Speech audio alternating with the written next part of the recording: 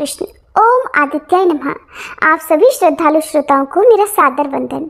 ज्येष्ठ मास की ये दिव्य यात्रा अब उस मोड़ पर आ पहुंची है जहां आत्मा केवल एक ही पुकार करती है, हे प्रभु अब सब कुछ तेरा है। आज 24वें दिन मन संसार से नहीं बल्कि अपने ही अहंकार से थक चुका है, और जब जीवन में सारे प्रयास व्यर्थ लगने लगे तभी आत्मा को सच्चा मार्ग दिखता है, वो है समर्पण का मार्ग। समर्पण कोई हार नहीं बल्कि वो दिव्य स्थिति है जहां हम स्वयं को ईश्वर की इच्छा में विलीन कर देते हैं, बिना प्रश्न बिना शर्त। आज इस पूर्ण समर्पण भाव के साथ हम हाथ जोड़कर प्रार्थना करते हैं, हे श्री कृष्ण, हे सूर्य नारायण, हमें अपने चरणों में वह स्थान दो जहां हमारा मैं विलीन हो जाए और शेष रहे केवल आपका करुणा भरा आलोक। अब आइए कथा के उस पावन प्रसंग की ओर बढ़ने से पहले सुनते हैं श्री कृष्ण की प्राण वल्लभा श्री राधा रानी जी की कथा। एक बार राधा रानी की सखियां छोटे छोटे बर्तन बनाकर उसमें झूठ मूठ का भोजन बनाकर भगवान जी को भोग लगा रही थी।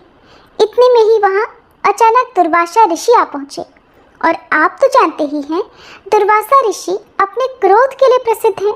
दुर्वासा ऋषि को देखते ही राधा रानी और उनकी सखियां अत्यंत डर गईं, क्योंकि यदि दुर्वासा ऋषि किसी के समक्ष कुछ भी बात कहते या कुछ भी मांगते तो उनकी इच्छा के अनुसार करना ही पड़ता था, अन्यथा वे क्रोध में आकर श्राप तक दे डालते थे। तभी दुर्वासा ऋषि ने राधा रानी से एक ऐसी मांग की जो अत्यंत दुर्लभ थी। वह क्या थी? यही है आज की हमारी राधा अष्टमी की विशेष कथा। तो चलिए कथा प्रारंभ करते हैं। एक समय की बात है, ऋषि दुर्वासा जी बरसाने गए हुए थे। उस समय श्री राधा जी अपनी सखियों के साथ खेल रही थी। राधा जी और उनकी सखियां छोटे छोटे बर्तन बनाकर उसमें झूठ मूठ का भोजन भरकर भगवान जी को भोग लगा रही थी। श्री राधा रानी और उनकी सखियां ये सब कर ही रही थी कि अचानक से दुर्वासा ऋषि वहां आ पहुंचे। ऋषि दुर्वासा को देखकर श्री राधा रानी और उनकी सखियां ऋषि के सम्मान में उठ खड़ी हुई और वे डर के मारे कांपने लगी। फिर उनको सादर प्रणाम किया, फिर बड़े ही सरल भाव से उनका स्वागत करते हुए उन्हें बैठने को कहा। ऋषि दुर्वासा भोली भाली और छोटी छोटी कन्याओं के इस सरल व्यवहार को देखकर अत्यंत प्रसन्न हुए और उन कन्याओं द्वारा बिछाए गए आसन पर जाकर विराजमान हो गए। जिन दुर्वासा ऋषि की सेवा में कोई गलती ना हो जाए, कोई कमी न रह जाए, इस डर से त्रिलोकी हमेशा डरती रहती थी, उन्हीं दुर्वासा ऋषि की सेवा भाव श्री राधा जी और उनकी सखियां बड़ी सरलता और बड़े प्रेम से कर रही थी। और ऋषि दुर्वासा उन्हें देखकर सिर्फ मंद मंद मुस्कुरा रहे थे। फिर राधा जी की सखियां कहने लगी, हे ऋषिदेव, क्या आपको ज्ञात है कि हमारी राधा रानी बहुत ही स्वादिष्ट लड्डू बनाती है और उन्हीं लड्डू से हमने भगवान को भोग लगाया है और अभी आपको भी प्रसाद के रूप में वितरित करेंगी। इसके बाद राधा जी की सखियां जाकर राधा जी के हाथों से बने हुए लड्डू का प्रसाद तो लाती है, परंतु वह लड्डू ब्रज रज का बना, खेल खेल में बना हुआ झूठ मूठ का लड्डू था। ये देखकर ऋषि दुर्वासा उनके भोलेपन से बहुत ही प्रसन्न हो गए और हंसने लगे और हंसकर ही बोलने लगे कि हे प्यारी देवियों, अब क्या मैं ये प्रसाद ग्रहण कर लूं? क्या ये प्रसाद आपने बनाया है? ऋषि दुर्वासा के इस प्रश्न पर सारी सखियां एक साथ ही और एक ही स्वर में कहने लगी, जी हाँ ऋषिवर, ये हमारी प्यारी श्री राधा जी ने बनाई है और हमारा दावा है कि आज तक आपने ऐसे लड्डू कभी नहीं खाए होंगे। उसके बाद ऋषि दुर्वासा जैसे ही उस झूठ के बने लड्डू को प्रसन्नता पूर्वक अपने मुख में डालते हैं तो वैसे ही वे ऋषि पूरी तरह से आश्चर्यचकित रह जाते हैं, क्योंकि एक तो उस लड्डू में ब्रज रज का यानी मिट्टी का स्वाद था और ऊपर से उसको स्वयं श्री राधा रानी ने अपने हाथों से बनाया था। इससे ज्यादा और क्या हो सकता है? अमृत को भी फीका कर दे ऐसा स्वाद था उस लड्डू का। वो लड्डू खाकर ऋषि दुर्वासा की आंखों में खुशी के आंसू भर आए और उसके बाद अत्यंत प्रसन्न होकर उन्होंने श्री राधा रानी को अपने पास बुलाया और बड़े ही प्रेम से उनके सिर पर हाथ फेरते हुए आशीर्वाद देते हुए कहा कि बेटी राधा, आज से तुम अमृत हस्ता हुई, अर्थात अमृत बनाने वाले हाथ। तुम्हारे हाथ से बना हुआ भोजन या कोई भी पकवान खाएगा वह दीर्घायु वाला और हमेशा विजयी होगा। ऋषि दुर्वासा जी धन्य हैं जिनके आशीर्वाद ने श्री कृष्ण और राधा रानी की अत्यंत मनमोहक लीला के लिए एक मार्ग दिखाया। अब सुनिए राधा रानी की एक और कहानी। बरसाना में एक भक्त थे ब्रजदास। उनकी एक पुत्री थी जिसका नाम था रतिया। बस ब्रजदास के परिवार में यही थे। कुल मिलाकर पुत्री और पिता यही उनका परिवार था। ब्रजदास दिन में अपना काम करते और शाम को श्री जी के मंदिर में जाते, दर्शन करते और जो भी संत वहां आए हुए हो उनके साथ सत्संग किया करते। यही उनका नित्य कर्म था। एक बार एक संत ने कहा कि भैया हमें नंदगांव जाना है। हमारे पास सामान तो ज़्यादा है लेकिन पैसे नहीं हैं, नहीं तो हम सेवक कर लेते। क्या तुम हमें नंदगांव पहुंचा सकते हो? ब्रजदास ने तुरंत हाँ कर दिया। ब्रजदास ने कहा गर्मी का समय है, सुबह जल्दी चलना ठीक रहेगा, जिससे मैं सुबह 10 बजे तक घर वापस भी आ जाऊँ। संत ने कहा कि ठीक है, मैं सुबह 4 बजे तैयार मिलूंगा। ब्रजदास ने अपनी पुत्री से कहा कि बेटी मुझे एक संत को नंदगांव पहुंचाना है, मैं समय पर वापस आ जाऊंगा, मेरी प्रतीक्षा मत करना। अब ब्रजदास जी सुबह 4 बजे राधे राधे करते नंगे पांव संत जी के पास गए जिनका सामान उन्हें पहुंचाना था। संत जी ने सामान ब्रजदास को दिया और ठाकुर जी की पेटी और बर्तन स्वयं ने ले लिए। अब वे समय पर रवाना तो हुए, लेकिन संत जी को श्वास रोग था। कुछ दूर चलते फिर बैठ जाते। इस तरह नंदगांव पहुंचने में ही 11 बज गए। ब्रजदास ने सामान रखकर तुरंत ही वापस जाने की आज्ञा मांगी। संत ने कहा कि भैया जून का महीना है, 11 बज रहे हैं, इतनी दूर से थक कर आए हो और तुरंत ही जाने की बात कह रहे हो, थोड़ा जल तो पी लो, कुछ जलपान कर लो फिर चले जाना। ब्रजदास जी कहने लगे बरसाने की वृषभानु नंदिनी नंदगांव में ब्याही हुई है, इसलिए मैं यहाँ का जल नहीं पी सकता। संत जी की आंखों से आंसू बहने लगे। कितने वर्ष पुरानी बात है, कितना गरीब आदमी है, लेकिन दिल का कितना बड़ा है। ब्रजदास जी वापस राधे राधे कहते हुए रवाना हो गए। ऊपर से सूरज की गर्मी, नीचे तपती हुई रेत। भगवान को ब्रजदास पर दया आ गई और वे भी अपने भक्त ब्रजदास के पीछे पीछे चलने लगे। एक पेड़ की छाया में ब्रजदास रुके और वहीं मूर्छित होकर गिर पड़े। भयानक गर्मी थी, ऊपर से वे बिना पानी पिए ही वापस चल पड़े थे, क्योंकि उनका ऐसा मानना था कि राधा रानी उनकी पुत्री हैं और पुत्री की ससुराल में पानी पीना भयानक पाप होता है। भगवान ने मूर्छा दूर करने का प्रयास किया, लेकिन ब्रजदास की मूर्छा दूर नहीं हुई। तब भगवान ने विचार किया कि मैंने अजामिल, गीध, गजराज को तारा, द्रौपदी को संकट से बचाया, लेकिन इस भक्त के प्राण संकट में हैं और कोई उपाय सूझ नहीं रहा, कोई उपाय लग ही नहीं रहा। ब्रजदास राधा रानी का भक्त है, अब तो वे ही इसके प्राणों की रक्षा कर सकती हैं, आखिर उनको ही बुलाया जाए। भगवान भरी दोपहरी में राधा रानी के पास महल में गए। राधा रानी ने श्री कृष्ण को इस भयानक गर्मी में आने का कारण पूछा। अब भगवान भी पूरे मस्खरे हैं, कहने लगे तुम्हारे पिताजी बरसाना और नंदगांव की डगर में पड़े हैं, चलकर उन्हें संभालो। राधा रानी ने कहा कौन पिताजी? भगवान ने उन्हें सारी बात समझाई और चलने को कहा। ये भी कहा कि तुमको ब्रजदास की बेटी के रूप में भोजन और जल लेकर चलना है। राधा जी तैयार होकर पहुंच गई। पिताजी पिताजी आवाज लगाई। इस समय वे ब्रजदास की पुत्री के रूप में ही पहुंची थी। ब्रजदास जी ने सुना कि उनकी पुत्री उन्हें आवाज लगा रही है, तुरंत नींद से जाग गए और बेटी के चरणों में गिर पड़े कि बेटी आज तू नहीं आती तो मेरे तो प्राण चले जाते। फिर बेटी से कहा कि आज पता नहीं क्यों तुझे बार बार देखने का मन कर रहा है। राधा रानी कहने लगी माता पिता को अपनी संतान तो अच्छी ही लगती है ना पिताजी, लीजिए अब आप भोजन ग्रहण कर लीजिए। ब्रजदास जी भोजन पाने लगे तो राधा जी कहने लगी पिताजी घर पर कुछ मेहमान आए हैं, मैं उनको संभाल लूं, आप आ जाना। कुछ दूरी के बाद राधा रानी अदृश्य हो गई और ब्रजदास जो भोजन कर रहे थे उन्होंने अपने पूरे जीवन में कभी ऐसा भोजन नहीं पाया था। भोजन करके वे अपने घर की तरफ चल पड़े। जब अपने घर पहुंचे तब तक शाम हो चुकी थी। जाते ही वे अपनी बेटी के पैरों में गिर पड़े। बेटी ने देखा तो अपने पिताजी को उठाकर कहने लगी, पिताजी आप ये क्या कर रहे हैं? बृजदास ने कहा कि बेटी, आज तुमने भोजन और जल लाकर मेरे प्राण बचा लिए। अगर तुम नहीं आती ना तो आज मैं जीवित वापस नहीं लौटता। बेटी ने सुना तो हैरान रह गई, कहने लगी, नहीं पिताजी, मैं तो यहाँ से कहीं भी नहीं गई। बृजदास ने कहा, अच्छा बता मेहमान कहाँ हैं? बेटी ने कहा, मेहमान? पिताजी हमारे घर में तो कोई मेहमान भी नहीं आया। अब बृजदास के समझ में सारी बात आ गई थी। उन्होंने अपनी बेटी से कहा कि बेटी, पता है तुम्हें आज क्या हुआ? आज तुम्हारे ही रूप में राधा रानी के दर्शन मुझे हुए थे।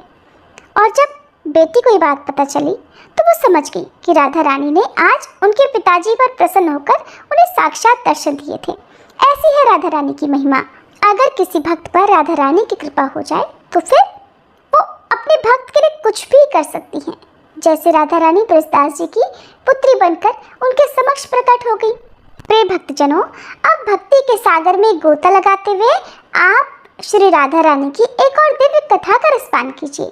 भगवान श्री कृष्ण के वाम भाग से परम शांत, परम कमनीय मूल प्रकृति रूप में श्री राधा जी प्रकट हुई। श्री कृष्ण के अर्धांग से प्रकट होने के कारण ही वे श्री कृष्ण स्वरूपा ही है। वे भगवान श्री कृष्ण की आह्लादनी शक्ति है। उनकी शक्ति से ही भगवान श्री कृष्ण की प्रत्येक लीला संपन्न होती है। एक बार श्री राधा रानी अपनी सखियों के साथ गहवर वन में खेल रही थी। तभी दुर्वासा ऋषि अपने शिष्य मंडली के साथ श्री राधा रानी के दर्शन और उनके हाथ से प्रसाद ग्रहण करने की लालसा से वहां आए।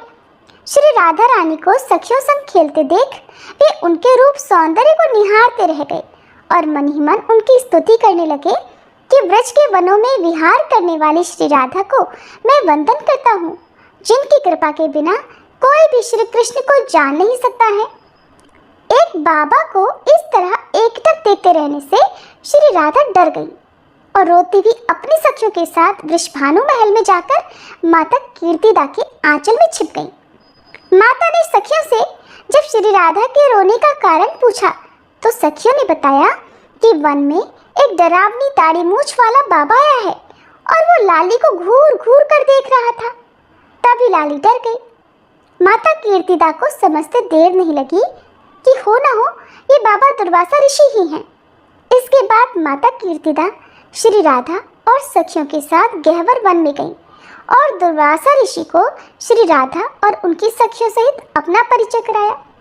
दुर्वासा ऋषि ने प्रसन्न होकर श्री राधा को सौभाग्यवती और चिरंजीवी होने का आशीर्वाद दिया। दुर्वासा ऋषि ने माता कीर्तिदा से अपने शिष्यों के साथ श्री राधा रानी के हाथ का बना भोजन करने की इच्छा प्रकट की। माता दुर्वासा ऋषि के इस आग्रह को स्वीकार करने में हिचकिचाने लगी, क्योंकि दुर्वासा ऋषि के साथ उनके 10,000 शिष्य भी थे। साथ ही दुर्वासा ऋषि बहुत क्रोधी भी माने जाते हैं। क्रोध में आकर वो कुछ भी श्राप दे डालते हैं। लेकिन श्री राधा ने दुर्वासा ऋषि के आग्रह को प्रेम पूर्वक सहर्ष स्वीकार कर लिया और अपनी सखियों के साथ अतिथियों के भोजन की तैयारी में जुट गई।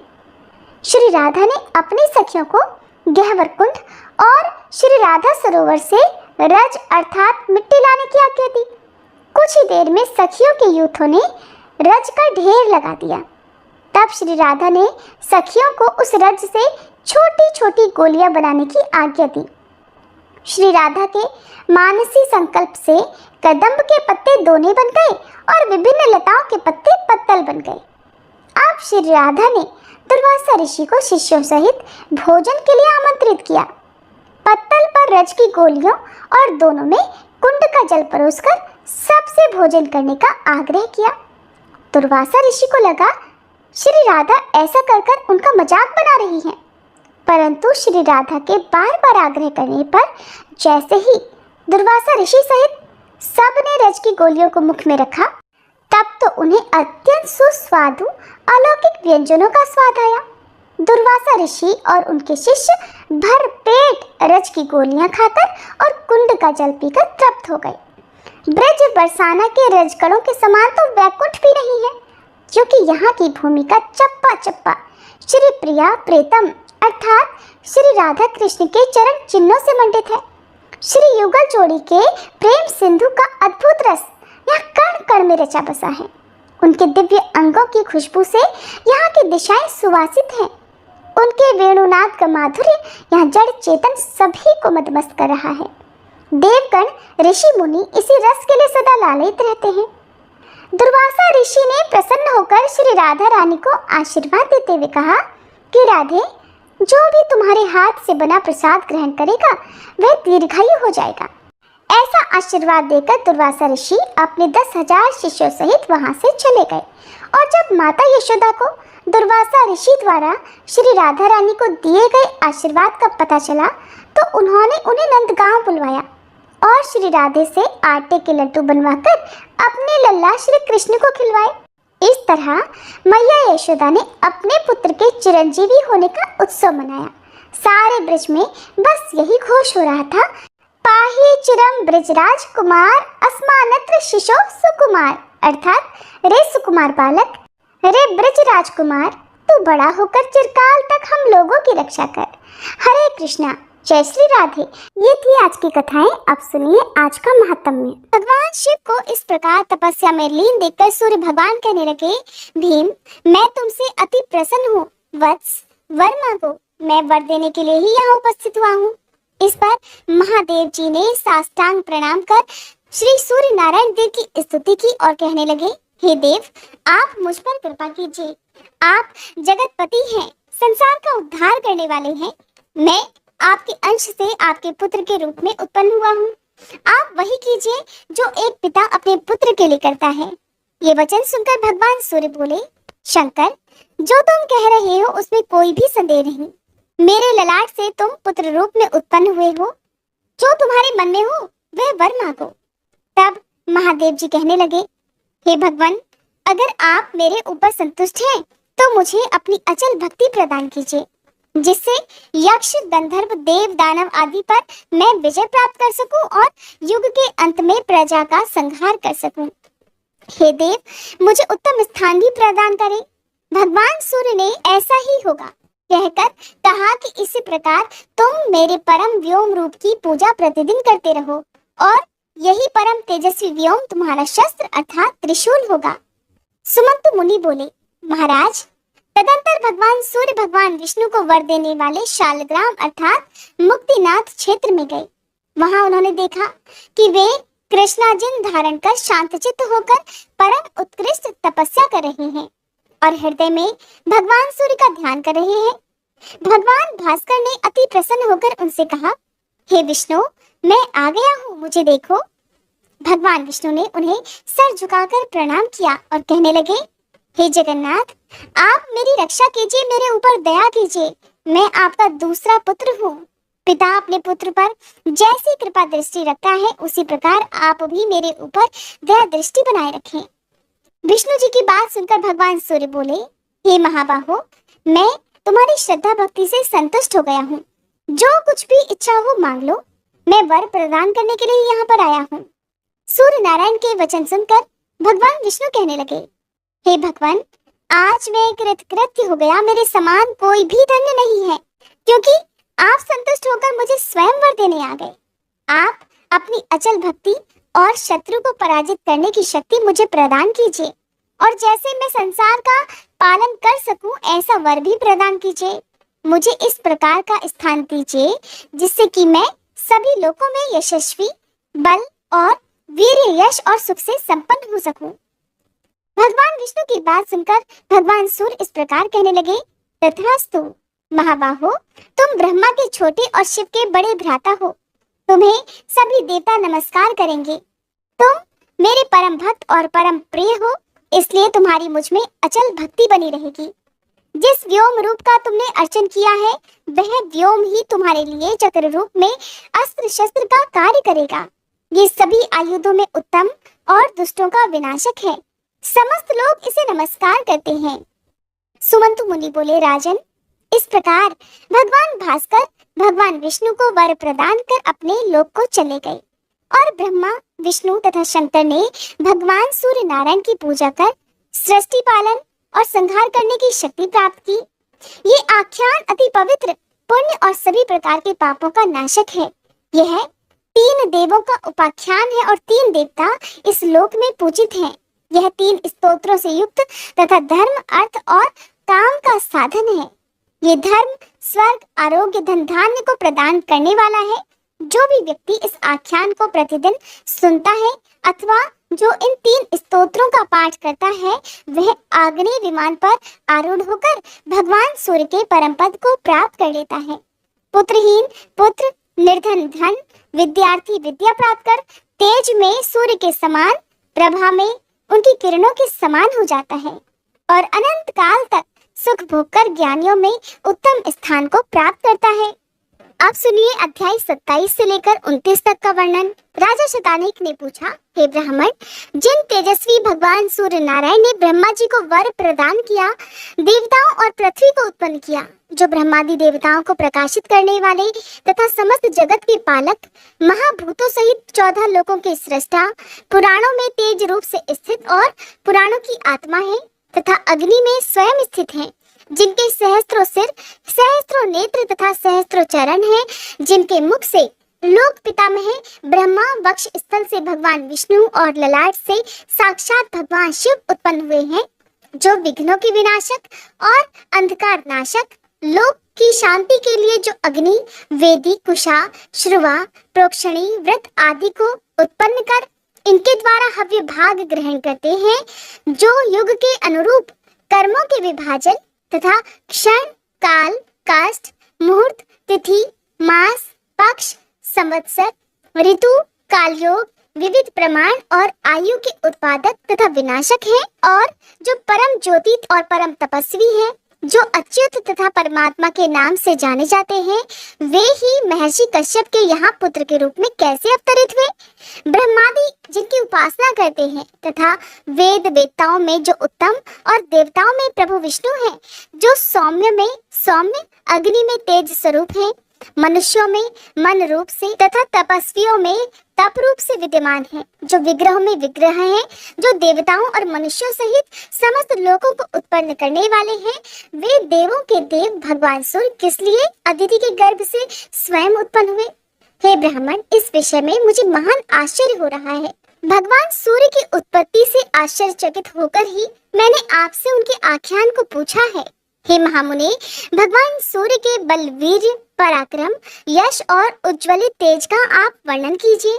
सुमंत मुनि बोले, राजन, आपने भगवान भास्कर की उत्पत्ति के संबंध में बहुत ही जटिल प्रश्न पूछा है। मैं अपनी सामर्थ्य के अनुसार कह रहा हूँ, आप उसे श्रद्धा और भक्ति पूर्वक सुनिए। जो भगवान सूर्य सहस्त्रों नेत्रों वाले, सहस्त्रों किरणों से युक्त और सहस्त्रों सिर तथा सहस्त्रों हाथ वाले हैं, सहस्त्रों मुकुटों से सुशोभित तथा सहस्त्रों भुजाओं से युक्त और अव्यव हैं, सभी लोगों के कल्याण और सभी लोगों को प्रकाशित करने के लिए अनेक रूपों में अवतरित होते हैं, वही भगवान सूर्य कश्यप द्वारा अदिति के गर्भ से पुत्र रूप में उत्पन्न हुए। किस प्रकार सूर्य देव ने माता अदिति के गर्भ से जन्म लिया, इसका वर्णन आप सभी अगले अध्याय में सुनिएगा। उम्मीद है आज के इस अध्याय को आप सभी ने अंत तक सुना होगा। अगर आपको कथाएं अच्छी लगती हो तो वीडियो को लाइक करके कमेंट बॉक्स में जरूर बता दिया कीजिए। श्री रवि हरत हो घोरतम अगणित किरण पसारी, वंदन करूं तब चरणन में अर्घ देऊं जलधारी। सकल सृष्टि के स्वामी हो सचराचर के नाथ, निस्दिन होत तुमसे ही होवत संध्या प्रभात। जय भगवान सूर्य तमहारी, जय खगेश दिन कर शुभकारी। तुम हो सृष्टि के नेत्र स्वरूपा, त्रिगुणधारी त्रैवेद स्वरूपा। तुम ही करता पालक संहारक, भुवन चतुर्दश के संचालक। सुंदर बदन चतुर्भुजधारी, रश्मि रथी तुम गगन विहारी। चक्र शंख अरु श्वेत कमल धर, वर मुद्रा सोहत चोटी कर। शीश मुकुट कुंडल गलमाला, चारु तिलक तब भाल विशाला। सप्त अश्वरथ अति द्रुतगामी, अरुण साति गति अविरामी, रक्त वरुण आभूषण धारक, अति प्रिय तो है लाल पदारथ। सर्वात्मा कहे तुम्हें ऋग्वेदा, मित्र कहे तुमको सब वेदा। पंचदेवों में पूजे जाते, मनोवांछित फल साधक पाते। द्वादश नाम जाप उद्धारक, रोग शोक आरु कष्ट निवारक। माँ कुंती तब ध्यान लगायो, दानवीर सूत कर्ण सो पायो। राजा युधिष्ठिर तब जस गायो, अक्षय पात्र वो वन में पायो। शस्त्र त्याग अर्जुन अकुरायो, बन आदित्य हृदय से पायो। विंध्याचल तब मार्ग में आयो, हाहाकार तिमिर से छायो। मुनि अगस्त गिरि गर्व मिटायो, निज तप बल से विंध्य नवायो। मुनि अगस्त तब महिमा गाई, सुमिर भये विजयी रघुराई। तो हे विरोग मधुर फल जाना, मुख में ली नहीं तो हे हनुमाना। तब नंदन शनिदेव कहावे, पवन के सूत शनि तीर मिटावे। यज्ञ व्रत स्तुति तुम्हारी कीन्ही, भेंट शुक्ल यजुर्वेद की दीन्ही। सूर्यमुखी खरितर तब रूपा, कृष्ण सुदर्शन भानु स्वरूपा। नमन तो है ओंकार स्वरूपा, नमन आत्मा अरुकाल स्वरूपा। दिग दिगंत तब तेज प्रकाशे, उज्ज्वल रूप तुम्ही आकाशे। दश दिगपाल करत तब सुमिरन, अंजलि नित्य करत है अर्पण। त्रिविध ताप हरता तुम भगवन, ज्ञान ज्योति करता तुम भगवन। सफल बनावे तब आराधन, गायत्री जप सरल है साधन। संध्या त्रिकाल करत जो कोई, पावे कृपा सदा तब वोही। चित शांति सूर्यास्तक देव, व्याधि अपाधि सब हर लेवे। अष्टदल कमल यंत्र शुभकारी, पूजा उपासना तब सुखकारी। माघ मास शुद्ध सप्तमी पावन, आरंभ हो तब शुभ व्रत पालन। भानु सप्तमी मंगलकारी, भक्ति दायनी दोषणहारी। रविवासर जो तुमको ध्यावे, पुत्रादिक सुख वैभव पावे। पाप रूपी पर्वत के विनाशी, ब्रज रूप तुम हो अविनाशी। राहु आन तब ग्रास बनावे, ग्रहण सूर्यता को लग जावे। धर्म दान तब करते हैं साधक, मिटत राहु तब पीड़ा बाधक। सूर्य देव तब कृपा कीजे, दीर्घ आयु बल बुद्धि दीजे। सूर्य उपासना कर नित ध्यावे, कुष्ठ रोग से मुक्ति पावे। दक्षिण दिशा तोरी गति जावे, दक्षिणायन वो ही कहलावे। उत्तर मार्गी तोरु रथ होवे, उत्तरायण तब वो कहलावे। मन और वचन कर्म हो पावन, संयम करता भलित आराधन। भरत दास चिंतन करत धर दिन कर तब ध्यान, रखियो कृपा इस भक्त पे तुम्हारी सूर्य भगवान। ओम जय सूर्य भगवान, जय हो दिनकर भगवान। जगत के नेत्र स्वरूपा, तुम हो त्रिगुण स्वरूपा। धरत सब ही तब ध्यान, ओम जय सूर्य भगवान। सारथी अरुण है प्रभु, तुम श्वेत कमल धारी। तुम चार भुजाधारी, अश्व है सात तुम्हारे, कोटि किरण पसारे तुम हो देव महान। ओम जय सूर्य भगवान। उषा काल में जब तुम उदयाचल आते, सब तब दर्शन पाते।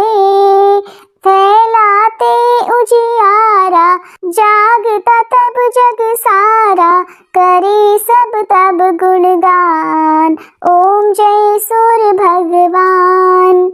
संध्या में भुवनेश्वर अस्ताचल जाते, गोधन तब घर आते।